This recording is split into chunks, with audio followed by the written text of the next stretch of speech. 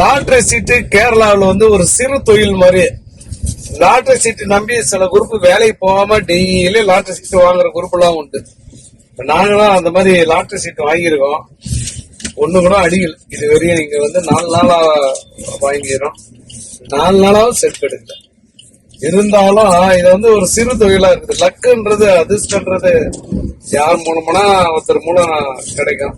சில பேர் வந்து பொம்பளை விஷயத்துல வீக்கா இருப்பாங்க, சில பேர் தண்ணி அடிக்கிறதுல வீக்கா இருப்பாங்க, சில பேர் லாட்டரி சீட்டு வாங்கறதே வீக்கா வச்சுக்கிறாங்க. சம்பாதிக்கிற காசை லாட்டரி சீட்டு வாங்கி என்னைக்கானா ஒரு நாள் யோகா வரும்னு சொல்லி வெயிட் பண்ற குரூப் நிறைய இருக்குது.